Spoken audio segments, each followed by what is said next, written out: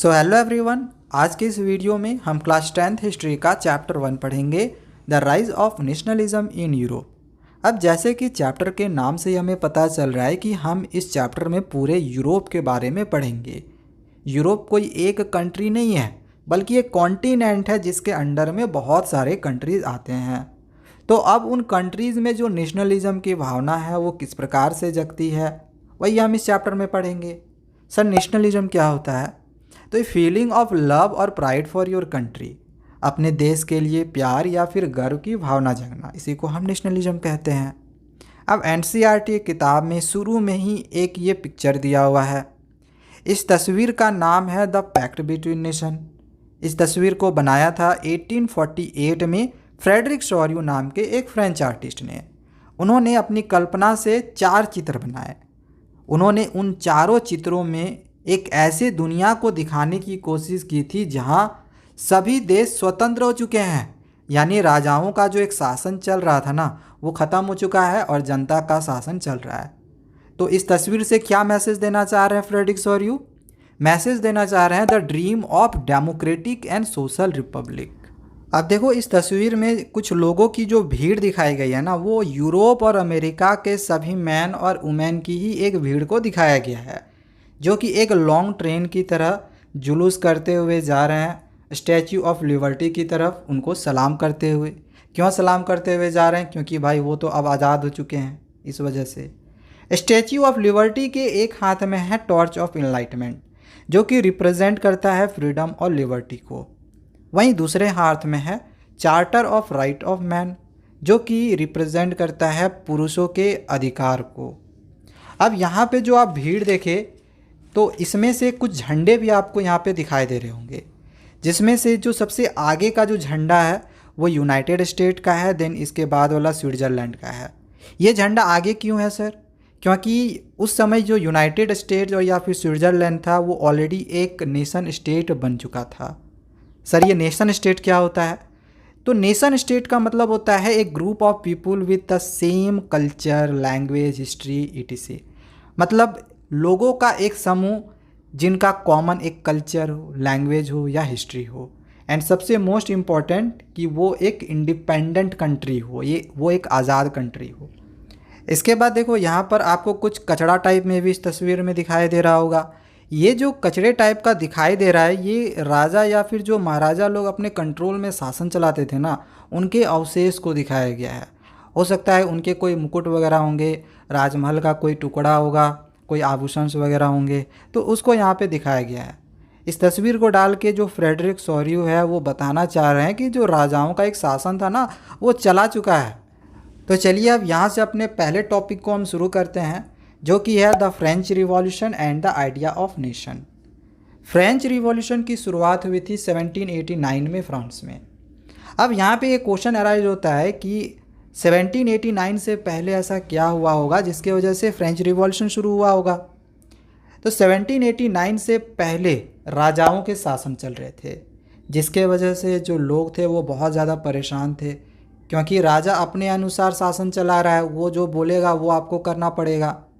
तो इसके वजह से कुछ फ्रेंच रिवॉल्यूशनरीज़ ने मोनार्की के ख़िलाफ़, यानी राजाओं के ख़िलाफ़ प्रोटेस्ट करना शुरू कर दिया, जिसके वजह से फ्रांस में कुछ मेजर चेंजेस हैं।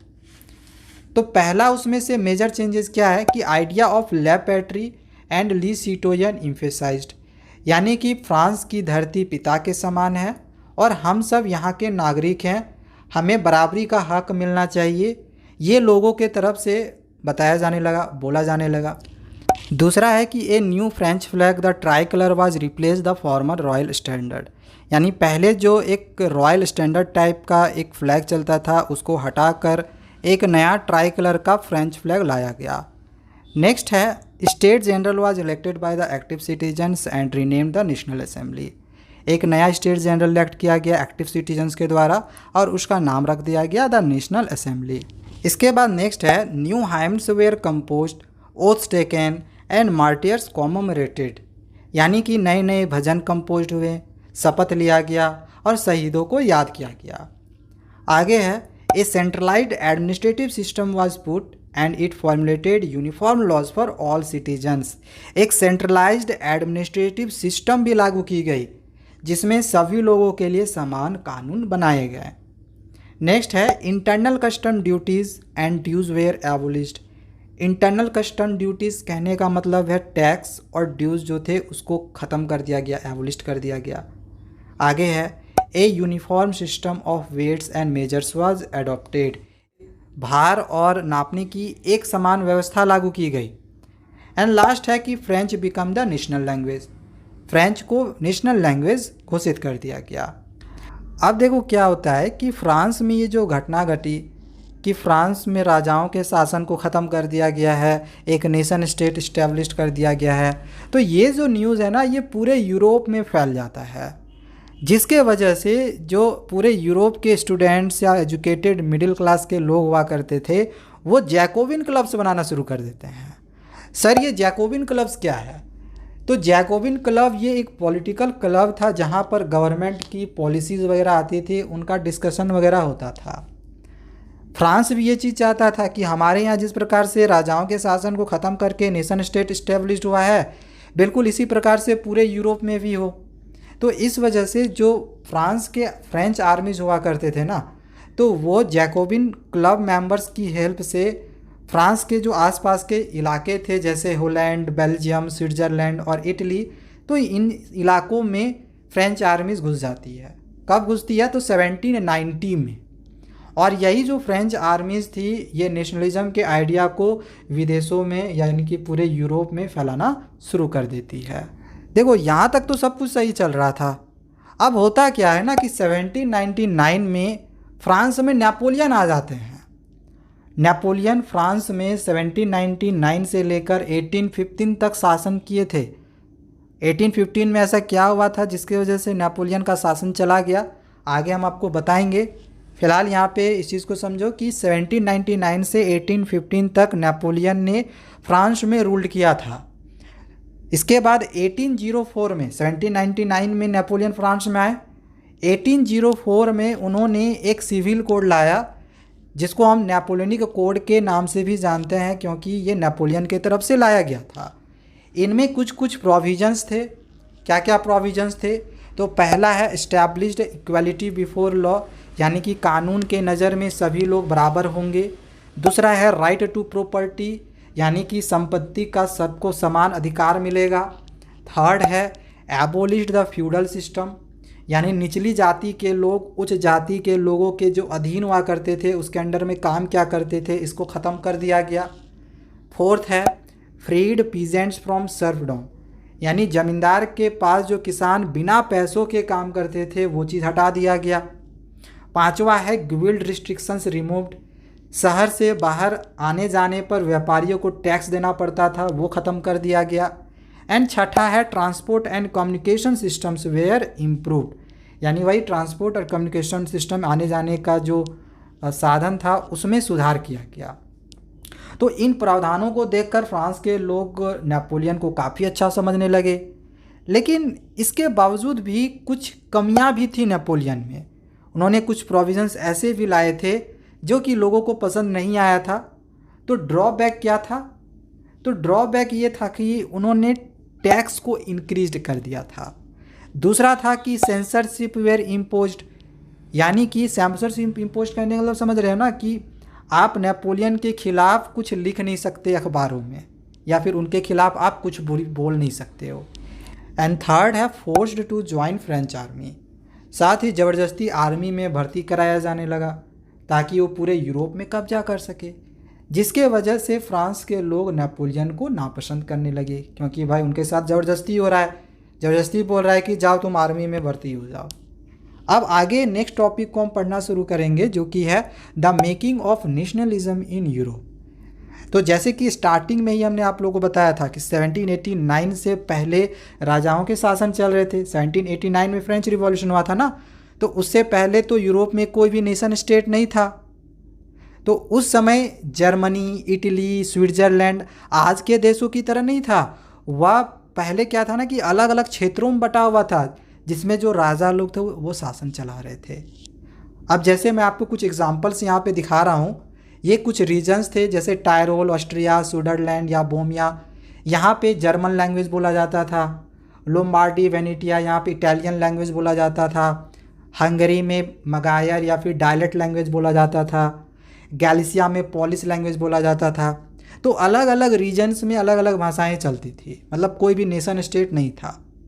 तो एक सवाल यहाँ पे अराइज होता है कि ये जो नेशनलिज्म की भावना है आखिर किस प्रकार से उभरती है, कैसे लोगों में नेशनलिज्म की जो भावना है वो आती है।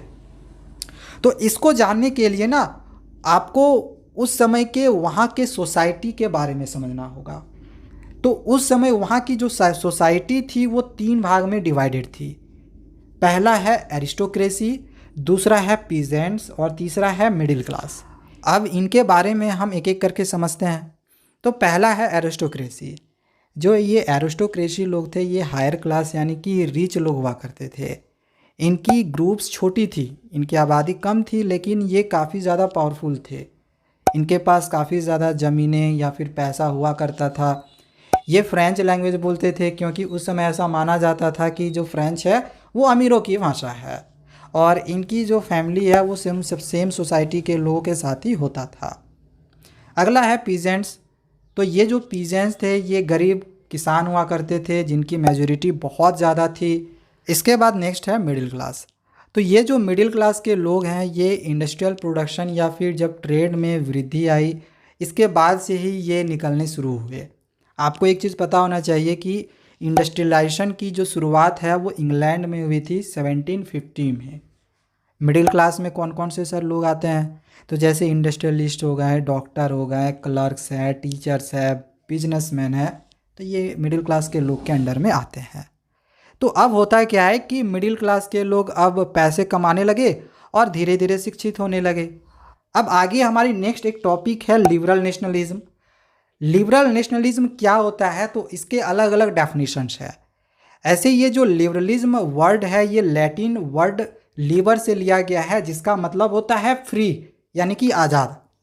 तो मिडिल क्लास लोगों के लिए लिबरलिज्म का मतलब होता है फ्रीडम फॉर द इंडिविजुअल, यानी कि हर एक व्यक्ति को आज़ादी मिलनी चाहिए।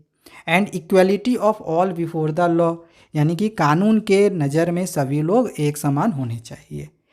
पॉलिटिक्स के अनुसार लिबरलिज्म का मतलब होता है गवर्नमेंट विथ पीपुल अग्रीमेंट, यानी कि डेमोक्रेसी जो कि जनता के अनुसार शासन चले। पॉलिटिक्स के अनुसार यह भी होता है लिबरलिज्म का मतलब कि एक constitution and representative government through parliament, यानी कि संविधान और संसद होना चाहिए जो जनता के द्वारा चुने हुए लोगों को ही चलानी चाहिए। इकोनॉमिक स्फेयर के अनुसार लिबरलिज्म का मतलब होता है फ्रीडम ऑफ मार्केट्स, यानी मार्केट में छूट होनी चाहिए। जैसे कोई सामान बेचने जाए तो टैक्स वगैरह जो देना पड़ता है वो ना देना पड़े। दूसरा है the evolution of state imposed restrictions on the movement of goods and Capitals. एक इलाके से दूसरे इलाके में जा रहे हैं, कोई टैक्स तो नहीं ले, साथ ही साथ जो चेकिंग बार बार हो रहा है वो भी नहीं होना चाहिए। फ्रेंच रिवॉल्यूशन के कॉन्सेप्ट में लिबरलिज्म का मतलब होता है एंड ऑफ ऑटोक्रेसी, यानी कि राजाओं का शासन नहीं चलना चाहिए। एंड क्लरिकल प्रिविलेजेस, यानी कि जन्म के आधार पे या ख़ानदान के आधार पे जो अमीरों को विशेष अधिकार मिले हुए थे वो ख़त्म हो जाना चाहिए। देखो यहाँ पे अभी आपने जितने भी डेफिनेशन देखे, चाहे वो मिडिल क्लास के लिए हो, पॉलिटिक्स के लिए हो, फ्रेंच रिवॉल्यूशन के लिए हो या फिर इकोनॉमिक स्फेयर के लिए हो, तो लिबरलिज्म का आपने कहीं पर भी कोई ड्रॉबैक नहीं देखा। लेकिन लिबरलिज्म का एक जो ड्रॉबैक है वो सिर्फ सफरेज के लिए है। सफरेज यानी कि राइट टू वोट। लिबरलिज्म के अनुसार वोटिंग केवल वही दे सकते हैं जो टैक्स पे करते हों, जिनकी उम्र 25 साल से ज़्यादा है, जो केवल पुरुष हैं और जिनके पास प्रॉपर्टी है। तो अब आगे चलिए यहाँ से हम अपने नेक्स्ट टॉपिक को शुरू करते हैं जो कि है ए न्यू कंजर्वेटिज्म आफ्टर 1815।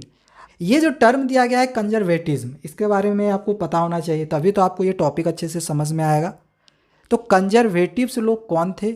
ये पुराने ख्यालात वाले लोग थे जिनको पुरानी चीज़ें ही पसंद थी, चेंजेस ज़्यादा पसंद नहीं थे।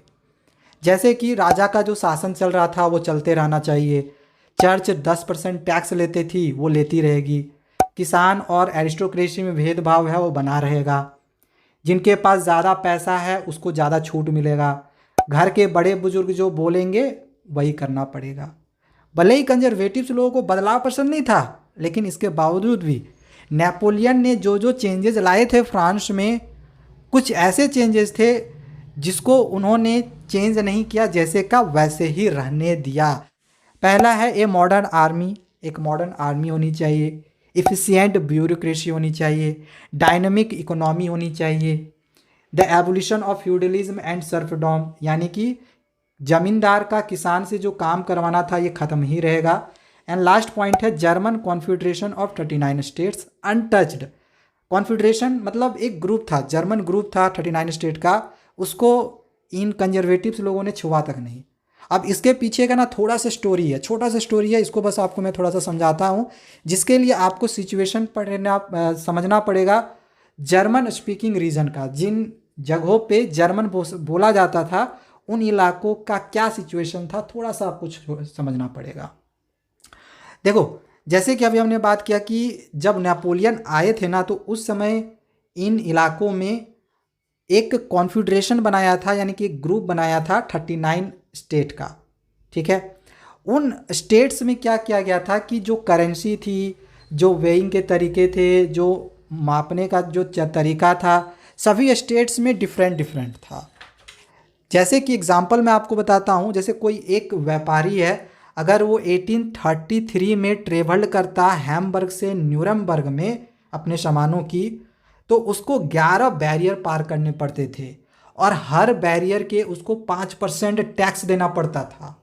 तो इसके वजह से जो व्यापारी लोग हुआ करते थे, जिनको एक जगह से दूसरे जगह तक जाना होता था, उनको बहुत ज़्यादा टैक्स देना पड़ता था, काफ़ी प्रॉब्लम होती थी। तो इसके वजह से जो प्रूशिया थी, इन्होंने जॉल्बरीन की फॉर्मेशन कर दी है।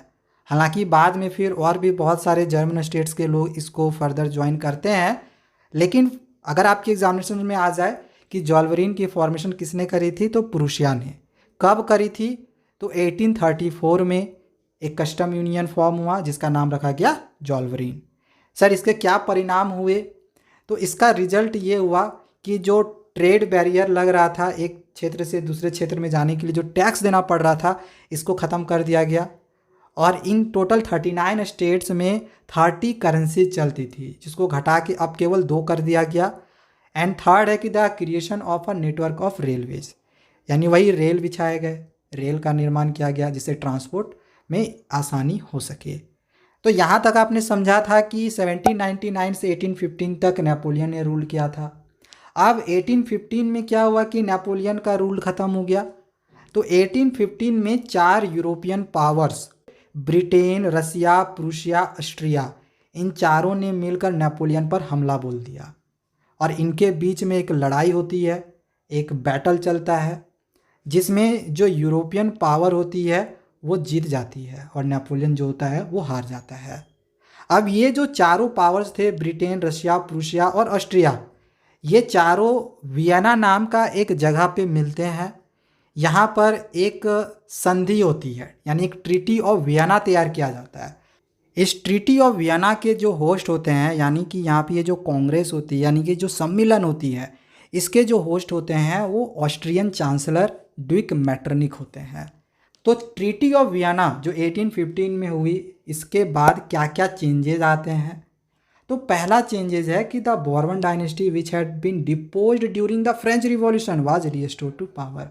बोर्बन डायनेस्टी जिसको फ्रेंच रिवॉल्यूशन के दौरान हटा दिया गया था, जो राजा का शासन था ना, हटा दिया गया था ना फ्रेंच रिवॉल्यूशन के दौरान, उसको दोबारा से पावर में ले आया गया, यानी फिर से अब राजा का शासन चलेगा। दूसरा है France lost the territories it had annexed under Napoleon. Napoleon के अंडर में फ्रांस ने जो अपने आसपास के इलाकों पे कब्जा करके रखा हुआ था ना, तो उस पर जो वो अधिकार था वो भी छीन लिया गया। थर्ड है a series of states were set up on the boundaries of France to prevent expansion in future. और साथ ही फ्रांस की बाउंड्रीज पे, यानी फ्रांस की जो सीमा हुआ करती थी, उन पर छोटे छोटे स्टेट्स भी सेटअप कर दिए गए, ताकि इन फ्यूचर में कभी भी कोई भी फ्रांस के अंदर हमला करना चाहा तो पहले उन स्टेट से होकर उनको गुजरना होगा, तब तक अंदर के जो भी आर्मीज़ वगैरह हैं उनको इन्फॉर्मेशन मिल जाएगी। अब आगे हम अपने नेक्स्ट टॉपिक को पढ़ेंगे, जो कि है द फ्रेंच रिवॉल्यूशनरीज़।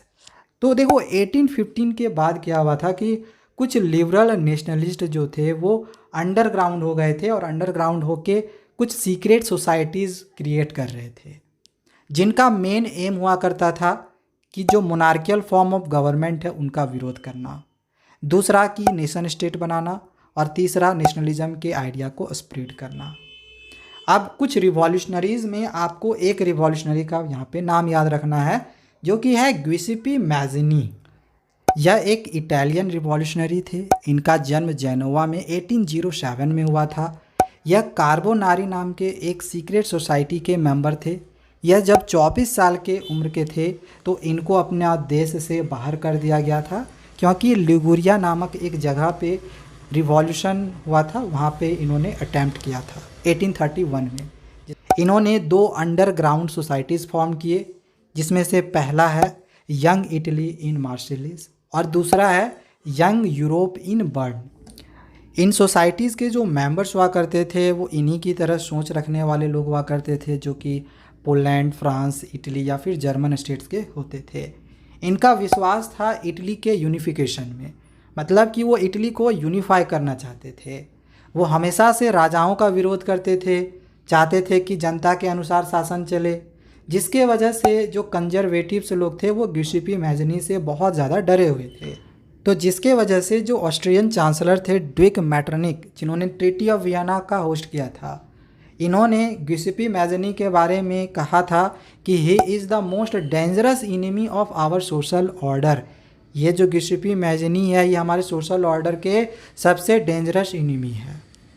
अब आगे यहाँ पे हम अपने अगले टॉपिक को शुरू करेंगे, द एज ऑफ रिवॉल्यूशन, जिसमें हम 1830 से 1848 के बारे में पढ़ेंगे। आपको 1830 से लेके 1848 के बीच में ये जो टॉपिक है यहाँ पर आपको 2 रिवॉल्यूशन के बारे में पढ़ना है, जिसमें से पहला है जुलाई रिवॉल्यूशन इन 1830 और दूसरा है Greek revolution in 1830। July revolution का क्या परिणाम हुआ, उसका क्या रिजल्ट आया।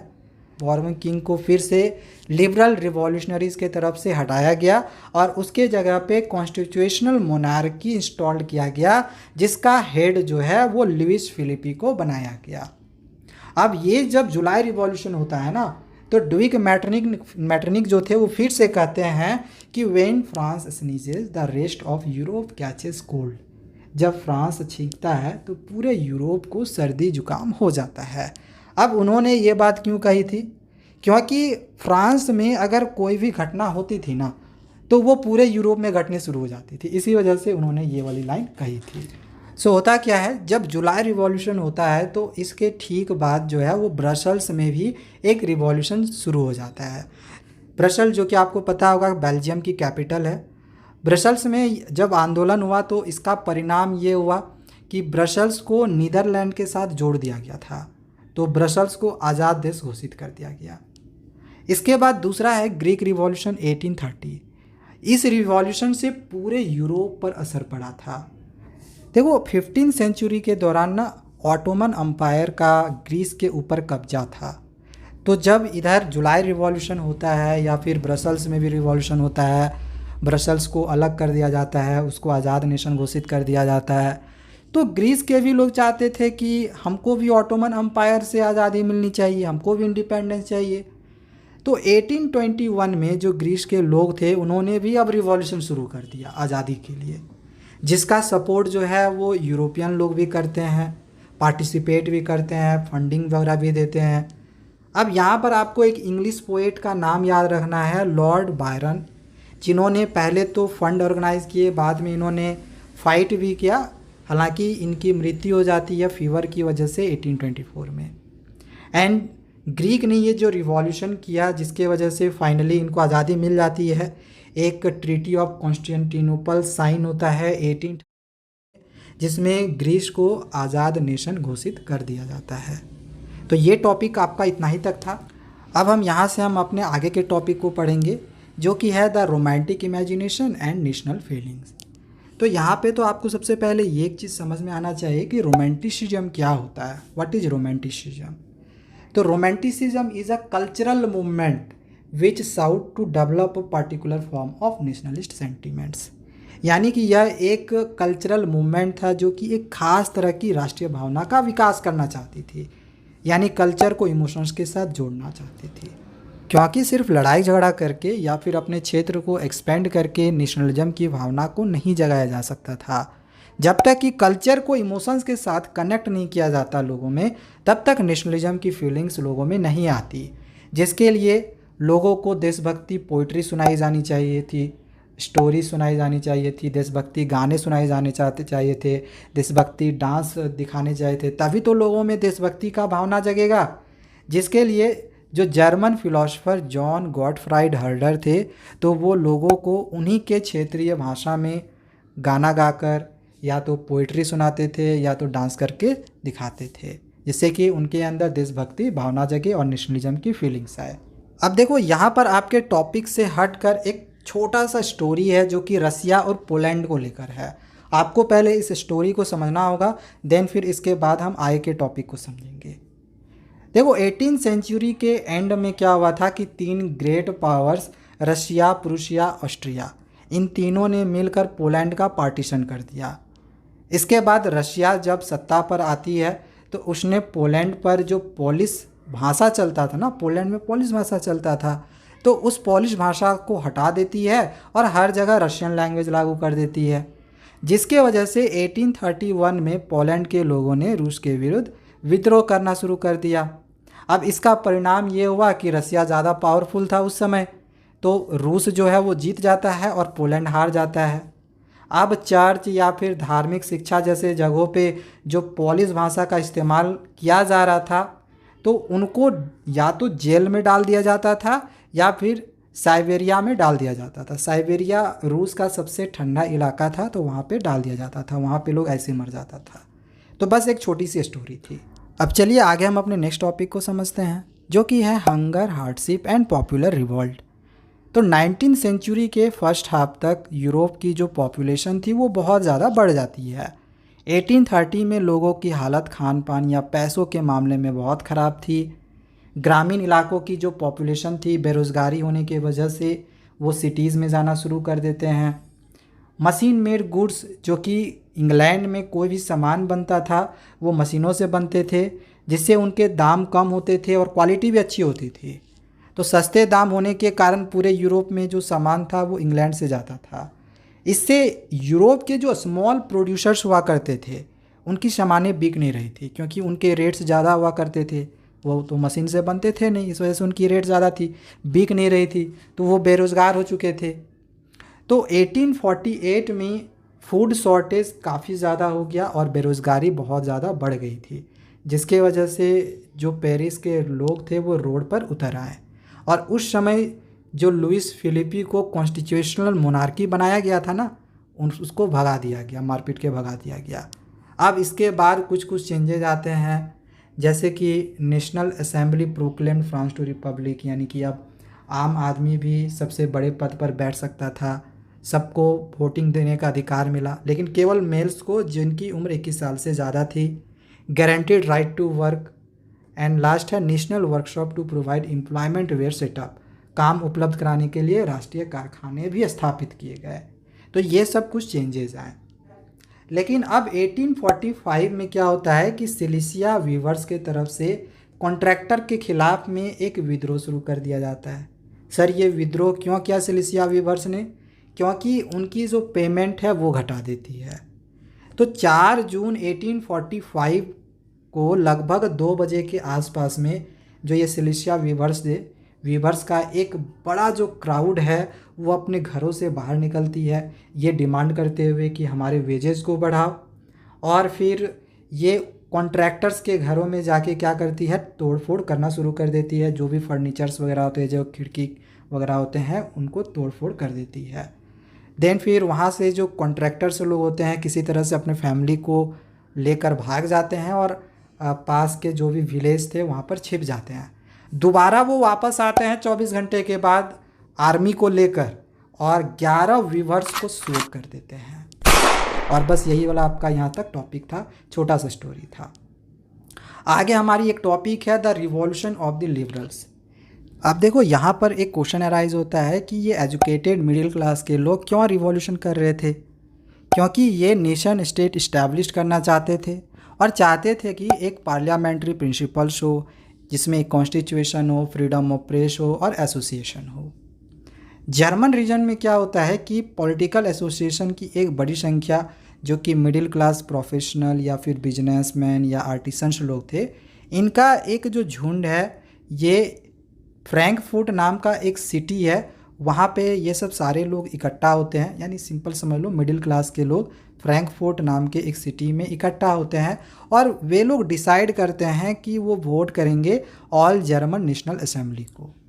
तो इन लोगों ने ऑल जर्मन नेशनल असेंबली को वोट दे दिया। अब 18 मई 1848 को 831 मेंबर्स इलेक्ट किए जाते हैं इन्हीं लिबरल्स लोगों के द्वारा। ये जो इलेक्टेड मेंबर्स थे ये लोग जुलूस निकालते हुए फ्रैंकफर्ट पार्लियामेंट बनाते हैं संत पॉल नाम के एक चर्च में। वहाँ पर एक कॉन्स्टिट्यूशन तैयार करते हैं और ये जो कॉन्स्टिट्यूशन तैयार करते हैं इसकी जो अध्यक्षता थी वो एक ऐसे राजा को सौंपी गई जिसे संसद के अधीन रहना था। मतलब जो भी संसद में जो लोग बोलेंगे वही उस राजा को करना होगा। तो ये जो प्रस्ताव है इलेक्टेड मेंबर्स जो थे उस फ्रैंकफर्ट पार्लियामेंट में जो संत पॉल में बनाया गया था, तो इलेक्टेड मेंबर्स लोगों के द्वारा ये जो प्रस्ताव था वो प्रूसिया के राजा उस समय हुआ करते थे फ्रेडरिक विलियम फोर। तो उनके पास ये वाला प्रस्ताव लेकर जाते हैं कि आप हमारे राजा बने, लेकिन हम जो संसद हम डिसाइड करेगी वो आपको करना पड़ेगा। ये वाला जो प्रस्ताव है वो कहाँ लेकर जाते हैं, प्रूसिया के राजा फ्रेडरिक विलियम फोर के पास। लेकिन उन्होंने ये जो प्रस्ताव है वो ठुकरा दिया और साथ ही वो और भी अन्य राजाओं के साथ मिलकर इसका विरोध भी किया। अब जो पार्लियामेंट था वो पता है पूरी तरह से डोमिनेट कर रहा था मिडिल क्लास लोगों के द्वारा। तो अब होता क्या है कि जो मिडिल क्लास के लोग थे जैसे कि कुछ लोग थे वर्कर्स लोग थे, कुछ आर्टिसंस लोग थे, तो इन लोगों ने कुछ मांग किया था। बट जो मिडिल क्लास के लोग हुआ करते थे पार्लियामेंट के जो मेंबर्स थे उन्होंने इन आर्टिसंस और वर्कर्स के डिमांड को ना मानने से इनकार कर दिया। तो होता क्या है कि अब भाई आप मुझे नहीं देखोगे तो मैं आपको क्यों देखूं। तो इन लोगों ने सपोर्ट करना बंद कर दिया और इन्हीं के सपोर्ट से वो लोग पार्लियामेंट बना सके थे। तो बाद में जो प्रूसिया का राजा था ना फ्रेडरिक विलियम फोर, वो अपनी सेना लेकर आता है और जो उन्होंने असेंबली एक बनाई हुई रखती है उसको वो तोड़ देते हैं। अब चलिए आगे हम अपने नेक्स्ट टॉपिक को पढ़ते हैं जो कि है the making of Germany and Italy. तो इसमें हम जर्मनी, इटली और ब्रिटेन के यूनिफिकेशन के बारे में पढ़ेंगे कि किस तरह से ये तीनों यूनिफाइड हुए। पहले हम जर्मनी के यूनिफिकेशन को समझ लेते हैं। जर्मनी का यूनिफिकेशन किसने किया? सबसे पहला क्वेश्चन आपके माइंड में ये आना चाहिए ना कि हु यूनिफाइड जर्मनी। तो जर्मनी को यूनिफाई किया ऑटो वन बिस्मार्क ने। सर ये ऑटो वन बिस्मार्क कौन था? तो ये थे प्रूसिया के। 7 सालों में 3 लड़ाई लड़ी गई, 3 वॉर्स हुए। पहला जो वॉर हुआ वो ऑस्ट्रिया के साथ हुआ, दूसरा वॉर डेनमार्क के साथ और तीसरा फ्रांस के साथ हुआ। और ये तीनों वॉर प्रूसिया जीत जाता है। इसके बाद जनवरी 1871 में केजर विलियम वन को प्रूसिया का राजा बना दिया जाता है जिसका आयोजन वर्सैलिज में होता है। इसके बाद जर्मनी जो होता है इसको एक इंडिपेंडेंस कंट्री घोषित कर दिया जाता है और इस तरह से जर्मनी का यूनिफिकेशन पूरा हो जाता है। अब चलिए आगे हम समझते हैं इटली के यूनिफिकेशन को। तो इटली को यूनिफाई करने का पहला प्रयास किया था गियुसेप्पे मैज़नी ने। इन्होंने 1830 में एक सीक्रेट सोसाइटी बनाई थी जिसका नाम था यंग यूरोप, लेकिन वो फेल हो जाते हैं, इटली को यूनिफाई नहीं दिलवा पाते हैं। इसके बाद आगे का जो मूवमेंट है इटली को यूनिफाई करने का वो मिलता है कैवूर को, जो कि सार्दिनिया पाइडमोंट के चीफ मिनिस्टर थे। इसके बाद सार्दिनिया पाइडमोंट जो होती है सबसे पहले तो ऑस्ट्रियन फोर्सेस को 1859 में हरा देती है। इसके बाद एक बड़ी सी सेना जो है वो गियुसेप्पे गैरिबाल्दी के अंडर में आती है, उनके लीडरशिप में आती है। गियुसेप्पे गैरिबाल्दी अलग थे, गियुसेप्पे मैज़नी अलग थे, इसको याद रखना। गियुसेप्पे गैरिबाल्दी जो थे वो एक इटालियन फाइटर्स हुआ करते थे, मर्चेंट नेवी में वो सेलर भी थे। तो ये एक बड़ी सी सेना जो होती है वो गियुसेप्पे गैरिबाल्दी के अंडर में आती है और 1860 में स्पेनिश रूलर को लोकल पीजेंट जो हुआ करते थे उस समय वहाँ के तो उसकी मदद से स्पेनिश रूलर को वो हरा देते हैं। इसके बाद फिर 1861 में विक्टर इमैनुअल II को यूनाइटेड किंग इटली का जो है राजा घोषित कर दिया जाता है और इस तरह से 1870 तक जो होती है वो इटली कम्प्लीटली यूनिफाइड हो जाती है। तो बस यही स्टोरी है इटली के यूनिफिकेशन। अब चलिए आगे हम ब्रिटेन के यूनिफिकेशन को समझते हैं। तो ब्रिटेन का यूनिफिकेशन अचानक से नहीं हुआ, इसके लिए एक लंबी प्रक्रिया चली। 18वीं सेंचुरी में ब्रिटेन में कोई भी ब्रिटिश नेशन नहीं था। आज हम ब्रिटेन में रहने वाले को ब्रिटिश कहते हैं, लेकिन पहले ऐसा नहीं था। इंग्लैंड में रहने वाले लोगों को इंग्लिश कहा जाता था, स्कॉटलैंड में रहने वाले को स्कॉटिश कहा जाता था और आयरलैंड में रहने वाले लोगों को आयरिश कहा जाता था। अब होता क्या है कि जो इंग्लैंड के लोग थे, यानी कि जो इंग्लिश नेशन थी, वो धीरे धीरे संपत्ति के मामले में या फिर पावर के मामले में उनकी ग्रोथ होने लगती है, जिसकी वजह से उनका प्रभाव ओवर द नेशंस बढ़ते जाता है। फिर 1688 में इंग्लिश पार्लियामेंट जो होती है वो मोनार्की से पावर को छीन लेती है। फिर 1707 में एक एक्ट साइन होता है इंग्लैंड और स्कॉटलैंड के बीच में, जिसके वजह से United kingdom of great Britain का फॉर्मेशन होता है। और जो ब्रिटिश पार्लियामेंट थी वो इंग्लिश मेंबर से काफ़ी ज़्यादा डोमिनेट कर रही थी। स्कॉटलैंड का एक इलाका था स्कॉटिश हाईलैंड, तो वहाँ पे गैलिक भाषा चलता था। तो यहाँ के लोगों को गैलिक भाषा बोलना या फिर उनकी जो राष्ट्रीय पोशाक थी जो पहनते थे वो पहनना उनमें मनाही थी, जिसके वजह से बहुत सारे लोगों को उनको अपना वतन जो था वो छोड़ने पे मजबूर होना पड़ा। ये कहानी थी स्कॉटलैंड की। आयरलैंड के साथ भी कुछ इसी तरह से हुआ। तो देखो, आयरलैंड पहले ना दो भाग में डिवाइडेड थी, कैथोलिक्स और प्रोटेस्टेंट। कैथोलिक्स लोगों की संख्या काफ़ी ज़्यादा थी, जबकि प्रोटेस्टेंट्स लोगों की संख्या बहुत कम थी। तो जो इंग्लिश लोग थे, इन्होंने प्रोटेस्टेंट से कहा कि चलिए हम आपकी हेल्प करते हैं। जो इंग्लिश लोग थे, इन्होंने पहले ही दिमाग लगा लिया कि हम प्रोटेस्टेंट की हेल्प से कैथोलिक्स को हराएंगे और इन पर हम कब्जा कर लेंगे और यूनाइटेड किंगडम में हम आयरलैंड को शामिल कर लेंगे। और होता भी कुछ ऐसा ही है। प्रोटेस्टेंट की हेल्प से जो इंग्लिश लोग थे वो कैथोलिक्स को हरा देते हैं, क्योंकि उस समय जो इंग्लिश थी वो काफ़ी ज़्यादा पावरफुल थी, जिसके वजह से कैथोलिक्स को वो हरा देते हैं और ज़बरदस्ती से आयरलैंड को यूनाइटेड किंगडम में शामिल कर दिया जाता है 1801 में। इसके बाद एक नई ब्रिटेन बनती है, जिसका जो ब्रिटिश फ्लैग है ये यूनियन जैक का होता है। नेशनल एंथम होता है God save our noble king, और इंग्लिश लैंग्वेज को फिर वहाँ से प्रमोट किया जाता है और इस तरह से ब्रिटेन का जो यूनिफिकेशन है यहाँ से कंप्लीट होता है। अब चलिए आगे हम अपने नेक्स्ट टॉपिक को पढ़ते हैं, जो कि है विजुअलाइजिंग द नेशन। देखो, 18th और 19th सेंचुरी में आर्टिस्ट लोग सोचने लगे कि देश को हम रिप्रेजेंट किस तरह से करें। तो देश को रिप्रेजेंट करने के लिए उन लोगों ने एक तरकीब निकाली पर्सनिफिकेशन का। What is personification? तो personification is a human figure to represent the nation. देश को एक इंसान के रूप में दिखाना, जो देश है उसको एक इंसान का रूप देना, दैट इज़ पर्सनिफिकेशन। सो इस वजह से नेशन को चित्रित किया गया एक फीमेल फिगर से, जिसे हम एलिगोरी भी कहते हैं। एलिगोरी क्या होता है? तो when an abstract idea is expressed through a person और अ थिंग। जब कोई एब्स्ट्रैक्ट आइडिया किसी पर्सन या थिंग के रूप में उसे हम दिखाते हैं, इसी को हम एलिगोरी कहते हैं। जैसे फ्रांस की जो फीमेल एलिगोरी थी उसको हम मारियान कहते हैं, या फिर जर्मनी का फीमेल एलिगोरी चुना गया जर्मेनिया को। ये जो फीमेल एलिगोरी है ये क्या शो करता है? तो ये शो करता है लिबर्टी, जस्टिस और रिपब्लिक को।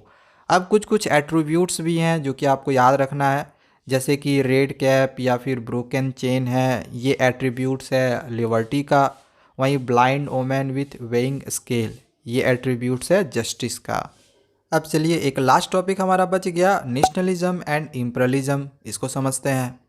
इसमें हम नेशनलिज्म के नेगेटिव इम्पैक्ट के बारे में पढ़ेंगे, क्योंकि नेशनलिज्म के आने से जो सत्ता चला रहे थे वो अलग अलग क्षेत्रों को मिलाकर एक ना कर रहे थे। अब इसके लिए हम एक घटना को समझते हैं जो कि बाल्कन में हुआ था। देखो, 1871 के बाद बाल्कन इलाका पूरे यूरोप में सबसे बड़ा तनाव का कारण था, क्योंकि बाल्कन में बहुत सारे सोसाइटी या ग्रुप के लोग रहते थे, जैसे Romania, Bulgaria, Albania, Greece, Macedonia, Croatia और इस तरह के और भी बहुत सारे सोसाइटी के लोग थे। इस वजह से इस पूरे बाल्कन क्षेत्र में रहने वाले लोगों को स्लैब्स भी बोला जाता था। देखो, आपको ये पता होना चाहिए कि बाल्कन क्षेत्र का एक बहुत बड़ा पार्ट जो है वो ऑटोमन अम्पायर के कंट्रोल में था। लेकिन होता क्या है, जब रोमांटिक नेशनलिज्म की आइडिया स्प्रेड होती है पूरे बाल्कन रीजन में, तो उनके कंट्रोल में, ऑटोमन अम्पायर के कंट्रोल में जो भी स्टेट था वो उनसे छीनने लगता है, क्योंकि बाल्कन्स के लोगों में इंडिपेंडेंस या फिर पॉलिटिकल राइट्स की जो भावना है वो जगने लगती है। वो चाहने लगते हैं कि हमें इंडिपेंडेंस मिले, पॉलिटिकल राइट्स मिले। तो इस वजह से जो जिन पर कब्जा था ऑटोमन अम्पायर का, वो उनसे छीनने लगता है। एक चीज़ और याद रखना कि जो बाल्कन्स के लोग हुआ करते थे वो एक दूसरे से बहुत ज़्यादा जेलसी फील करते थे। क्योंकि एक रीजन दूसरे रीजन से जेलसी फील करता था, क्योंकि वो चाहता था कि हम उसके क्षेत्र पर कब्जा कर ले। इस वजह से देखो अब होता क्या है कि बाल्कन्स में तो जहाँ एक तरफ एक दूसरे से लोग जल रहे हैं अपने क्षेत्र को एक्सटेंड करने के लिए, वहीं दूसरी तरफ रसिया, जर्मनी, इंग्लैंड और ऑस्ट्रियो हंगरी, ये 4 देश भी चाह रहे हैं कि हम बाल्कन्स पर कब्जा करें। मतलब ये लोग भी बाल्कन पर कब्जा करना चाह रहे हैं और बाल्कन के लोग भी आपस में एक दूसरे से लड़ाई करके अपने क्षेत्र का विस्तार कर रहे हैं। इसी को हम इम्पीरियलिज्म कहते हैं। Imperialism means extending power with the use of military in a particular region. किसी पर्टिकुलर रीजन को एक्सटेंड करना मिलिट्री या फिर पावर का यूज़ करके। और यही इम्पीरियलिज्म के वजह से ही पहला विश्व युद्ध हुआ था, जो कि आप अगले चैप्टर में पढ़ोगे, नेशनलिज्म इन इंडिया में। आपको ये भी पता होना चाहिए कि बहुत सारे कंट्रीज़ पर जो यूरोपियंस लोग थे उन्होंने कब्जा करके रखा हुआ था। इस वजह से इम्पीरियलिज्म का लोगों ने विरोध करना शुरू कर दिया। इसके लिए उन्होंने एंटी इम्पीरियल मूवमेंट भी डेवलप किए पूरे यूरोप में। एंड धीरे धीरे फिर नेशनलिज्म की जो आइडिया है ये स्प्रेड होना शुरू हो गया। तो ये आपका चैप्टर था the nationalism in Europe. Next chapter में हम नेशनलिज्म इन इंडिया को पढ़ेंगे। तब तक चैनल को सब्सक्राइब करके रख लेना।